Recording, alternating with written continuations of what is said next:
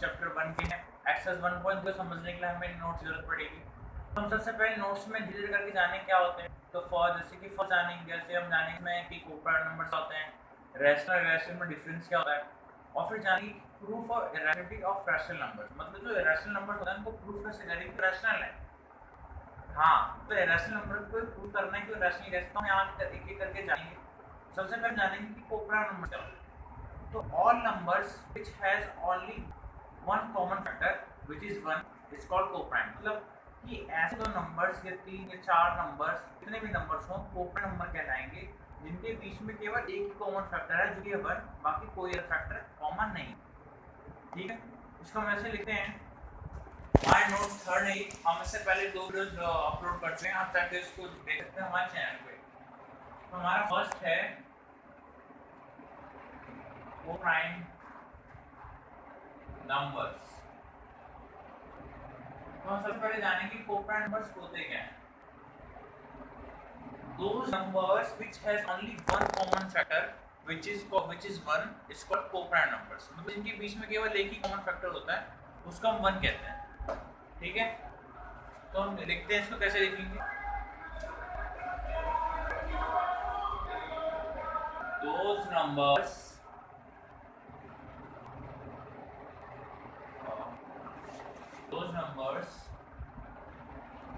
which have no common factor other than 1 is called coprime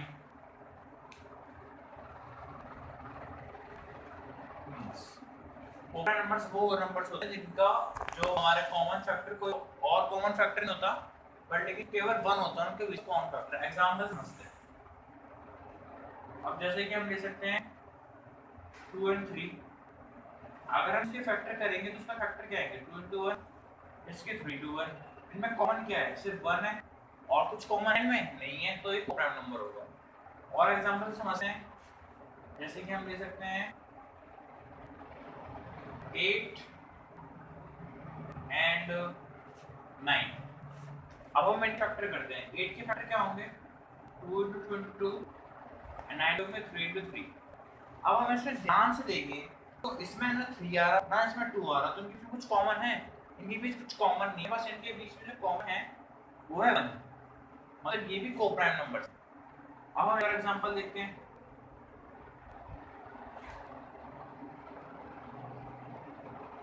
और ये होगा हमारा, अब हम इस वाले क्वेश्चन में देखें, इसमें 3 इसमें भी है, 3 इसमें भी है, 2 इसमें है, 2 इसमें, तो क्या है कोप्राइम है? नहीं, ये कोप्राइम नंबर्स नहीं है क्योंकि इनमें कॉमन है, तो ये हमारे कोप्राइम नंबर्स नहीं हुए। ये हैं क्योंकि इसमें केवल 1 है कॉमन फैक्टर, और कोई अलग नहीं है, और इसमें भी कोई नहीं है। तो इसे नोट कर लीजिए। हम अगला देखते हैं कि रैशनल नंबर, इनके बीच में डिफरेंस क्या होता है। तो अब हम जानेंगे कि रैशनल डिफरेंस क्या होता है। सबसे पहले हम जानेंगे कि रैशनल नंबर्स क्या होते हैं। रैशनल नंबर्स, रैशनल नंबर्स वो नंबर्स होते हैं जिनको हम p अपॉन q की फॉर्म में दिखा सकते हैं। मतलब p अपॉन q मतलब न्यूमरेटर डिनोमिनेटर फ्रैक्शन की फॉर्म में दिखा सकते हैं, जहाँ पे जो q होगा वो 0 के इक्वल नहीं होगा, और p q दोनों कोप्राइम होंगे, तो हमारे रैशनल नंबर कहलाएंगे। इसकी डेफिनेशन किस तरह लिखेंगे हम, those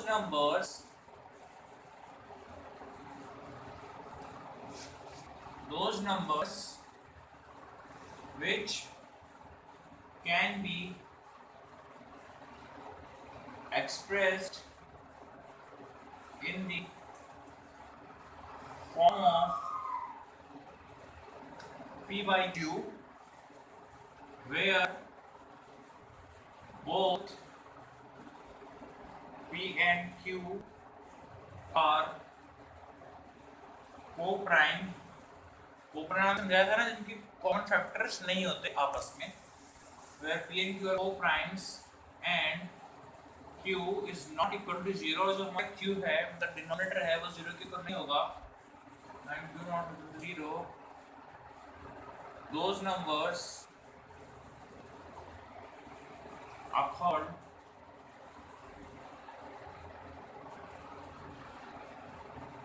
रेशनल नंबर्स, वो नंबर हमारे रेशनल नंबर्स होते हैं।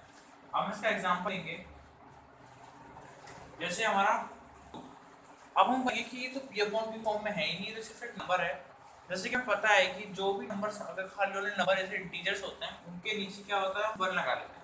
तो हम देखेंगे p अपॉन q की फॉर्म में भी है और इसका q 0 भी नहीं है, तो ये हमारा रेशनल नंबर हो गया। इसी तरह 3 भी हो सकता है, इसी तरह हम कुछ भी लिखते हैं 5 अपॉन 2, 6 अपॉन 4, 6 अपॉन 4 नहीं होगा, इसको काटेंगे 2 4, 3 अपॉन 2 होगा, मतलब वही बात है, और लेकिन अलग, मतलब 3 अपॉन 2 भी एक हमारा रेशनल नंबर है।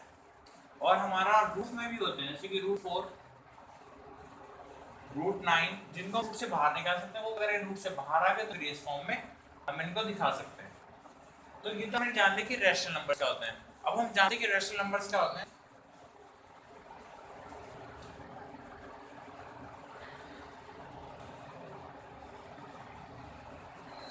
अब देखते हैं रेशनल नंबर्स क्या,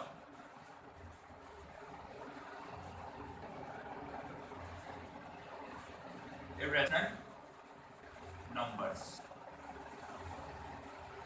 अब हम जानेंगे रैशनल नंबर्स क्या होते हैं। Those number which can not be represented in the form of p upon q। अब रैशनल नंबर से जिनको p अपॉन q की फॉर्म में दिखा सकते हैं, अब रैशनल नंबर होंगे जिनको हम p अपॉन q की फॉर्म में नहीं दिखा सकते, जो कि उसमें कन्वर्ट ही नहीं हो पाएंगे, उन्हें हम रैशनल नंबर कहते हैं। अब हम एग्जांपल में देखेंगे वो दिखते कैसे, मतलब कि उनका जो लिखने का तरीका होता है वो कैसा होता है। पर लेकिन अब जानते हैं रैशनल नंबर्स की डेफिनेशन कुछ इस तरह होगी, those numbers which cannot be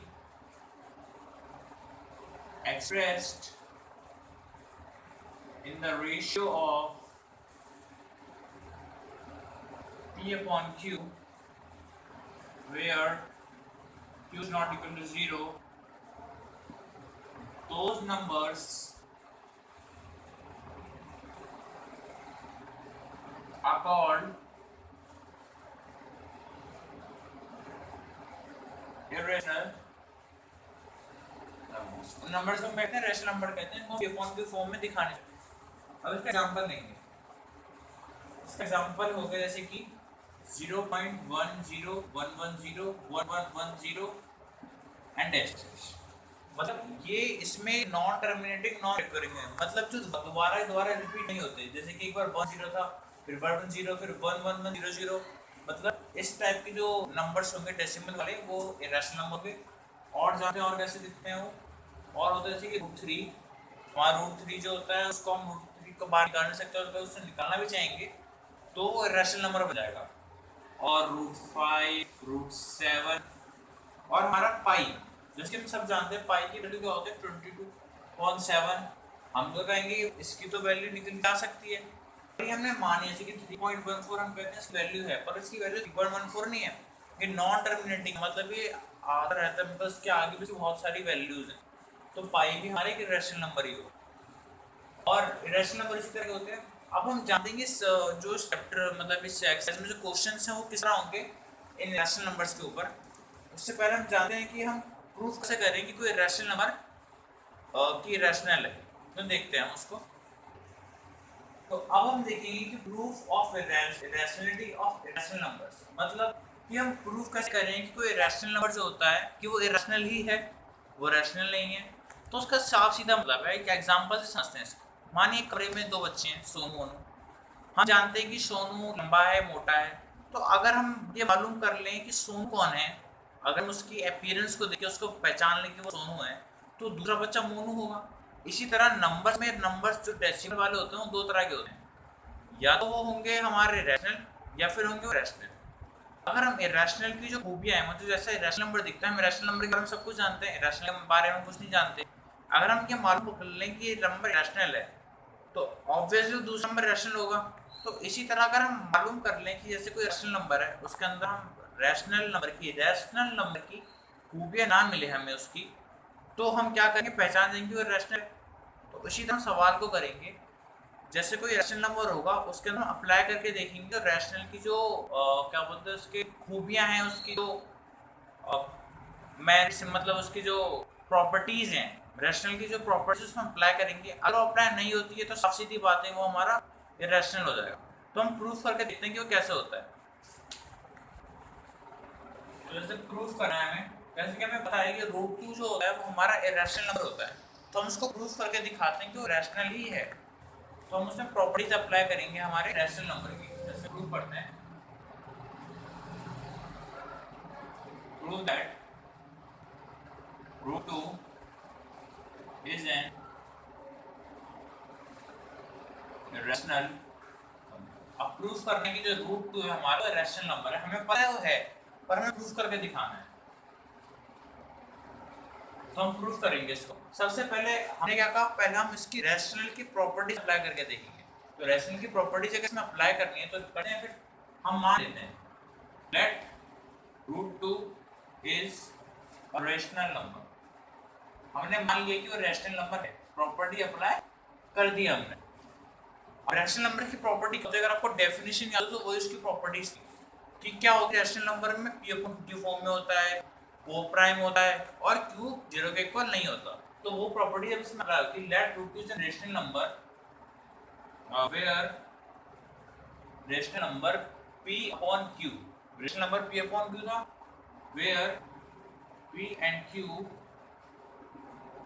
both are coprime and q is not equal to 0।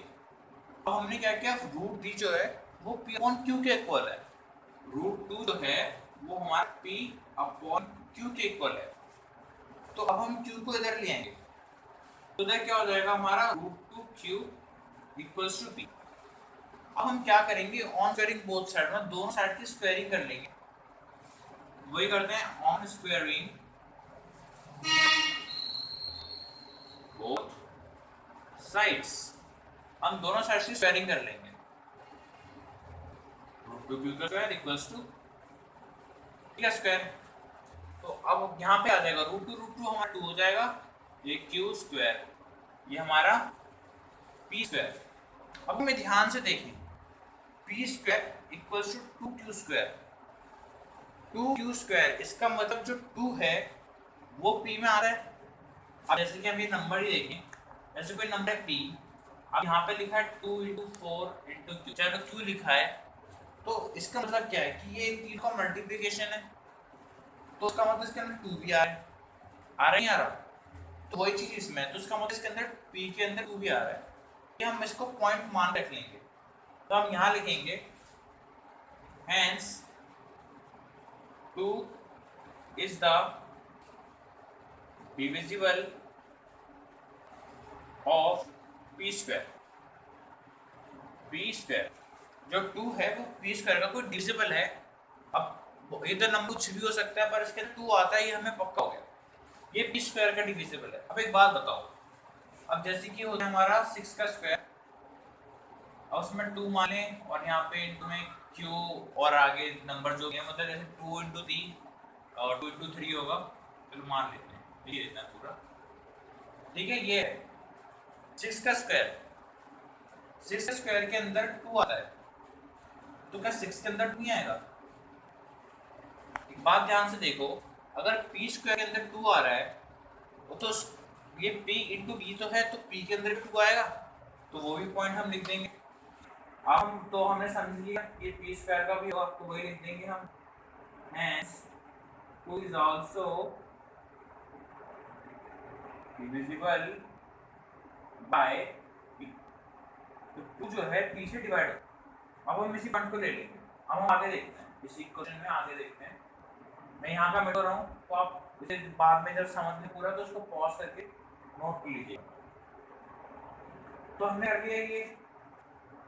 अब हम देखेंगे यहाँ पे लिखा 2q square equal to p square, मतलब 2q स्क्वायर p के बराबर। अगर हम इसको ध्यान से देखें तो फिर हम इसको ऐसे भी कर सकते हैं कि 2 मतलब किसी 2 के मल्टीप्लाई में q आया तो क्या आया, तो ये नंबर नहीं पता कि q क्या है, तो हम मान लेंगे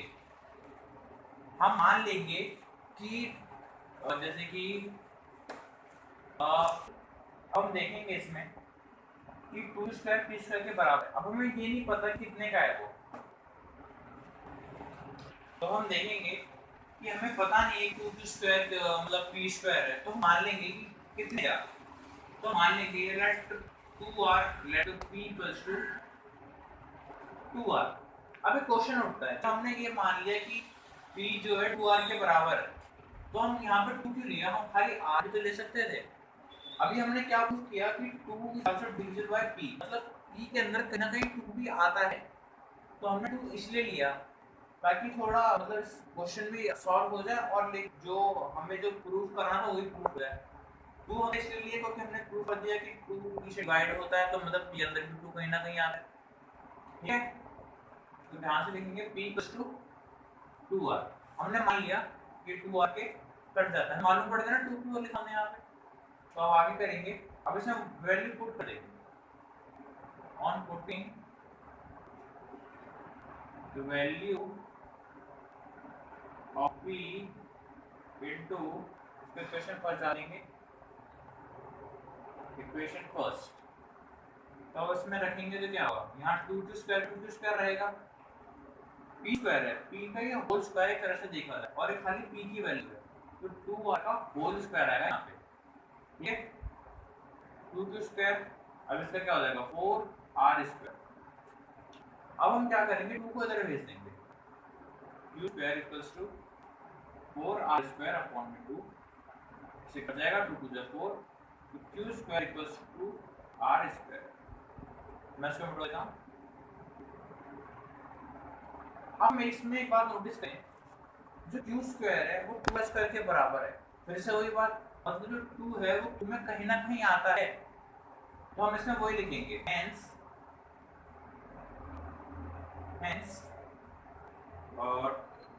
2 is hence q is divisible by 2, जो हमारा q है वो 2 से डिवाइड होता है। अब अगर q square is divisible by 2, अगर 2 जो है q स्क्वायर से डिवाइड होता है, मतलब उसको डिवाइड करता है, तो q होगा, तो हम वही लिखेंगे, hence q is also divisible by 2, तो हमारा q भी होगा 2 से डिवाइड। अब हम जो पहले में लिखी थी p 2 से डिवाइड हो रहा था, अब q 2 से डिवाइड हो रहा है। अब एक बात देखें, जो कोऑपरेंट नंबर होता है वो कौन से नंबर्स होते हैं, those number which have only one factor, जिनमें केवल केवल एक फैक्टर होता है जो कि 1 होता है, कॉमन वाली कोई कॉमन फैक्टर नहीं होता। हमने माना यही था कि जो p और q है हमारे वो कोप्राइम है, पर हमने क्या मिला, q 2 से डिवाइड हो रहा है, p भी 2 से डिवाइड हो रहा है, p भी मतलब 2 से डिवाइड हो रहा था, तो मतलब p और q कोप्राइम नहीं है, तो हम ये लिखेंगे अब,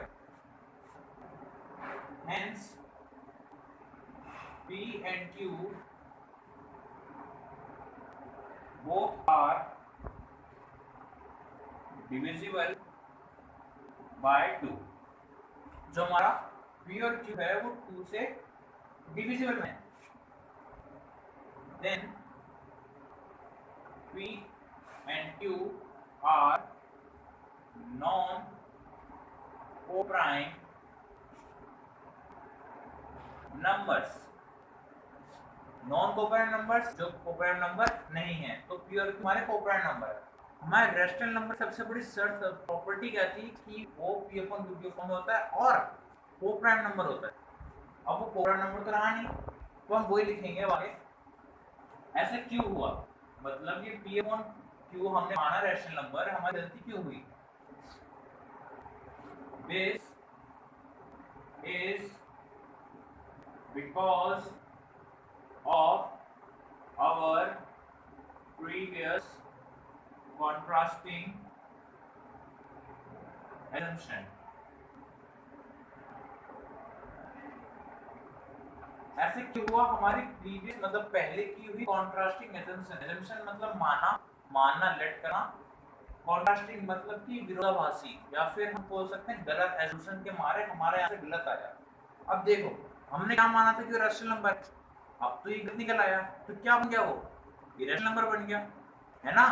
अगर रेशनल नंबर था वो, अब वो रेशनल नंबर नहीं निकला, दूसरा क्या बचा रेशनल, तो ये लिख देंगे, therefore root 2 is an irrational number. हमें क्या मिला, जो रूट 2 था हमारा वो हमारा क्या प्रूफ हो गया, irrational नंबर प्रूफ हो गया। Hence प्रूफ हमारा रूट 2 क्या हो गया, irrational नंबर प्रूफ हो गया। अब अगर आपको वीडियो समझे तो दोबारा बहुत बार पीछे देख लीजिएगा, पर इसको ध्यान से समझना कि हमारे दो नंबर्स थे, नंबर दो तरह के होते हैं, डेसिमल वाले, रैशनल और इरेशनल। अब वो रैशनल हमारा नहीं निकला, क्यों नहीं निकला, तो कि वो हमारी प्रीवियस कॉन्ट्रास्ट थी, मतलब गलत असम्पशन थी। तो क्या बचा हमारा, ये बचा हमारा इरेशनल नंबर, तो वो प्रूफ अपने आप ही हो गया। अब जैसे कि ये पूरा थोड़ा बड़ा सवाल हो गया, पर लेकिन जो ऐसे कि कई सवाल मतलब ऐसे बड़े बड़े दिखाए जाते हैं, 3 + √2 को प्रूव करो, 3 - 3 √3 को प्रूव करो, ये तो छोटे छोटे होते हैं, इनको भी हम आगे सीखेंगे एक्सरसाइज में कैसे करते हैं। ये तो खाली आपको इंट्रोडक्शन था कि चैप्टर में क्वेश्चंस करने कैसा।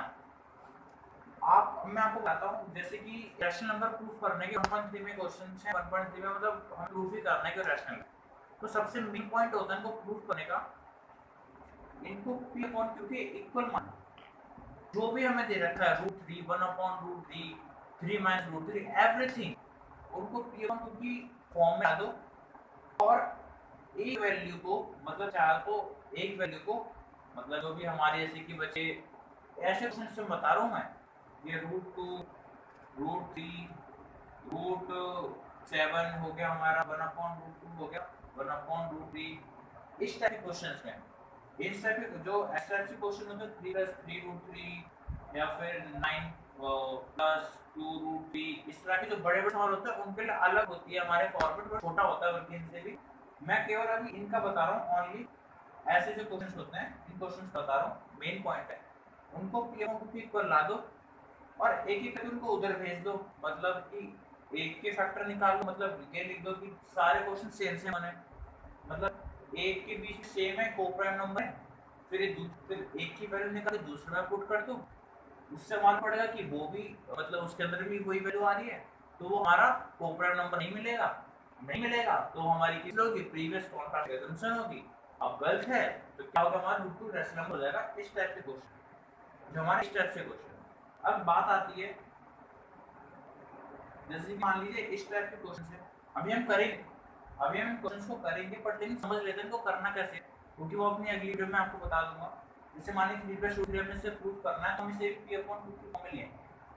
अब इसमें जो है इरेशनल नंबर क्या है, क्या 3 है, नहीं, √3 है इरेशनल नंबर। अब हम इसको सॉल्व करेंगे, इसको वैसे नहीं कर सकते, कोप्राइम नंबर नहीं है, इसके लिए अलग तरीका ये है कि √3 मतलब जो भी इरेशनल नंबर है उसको एक तरफ ले आओ, बाकी सबको एक तरफ भेज दो।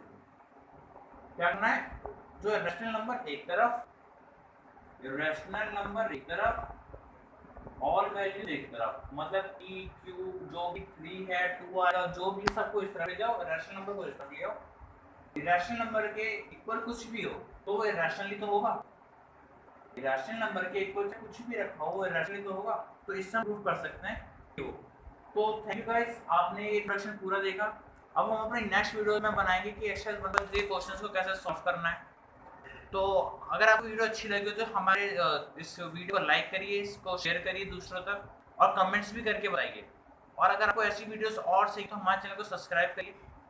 तो तब तक के लिए, जब तक नेक्स्ट वीडियो तक के लिए बाय बाय।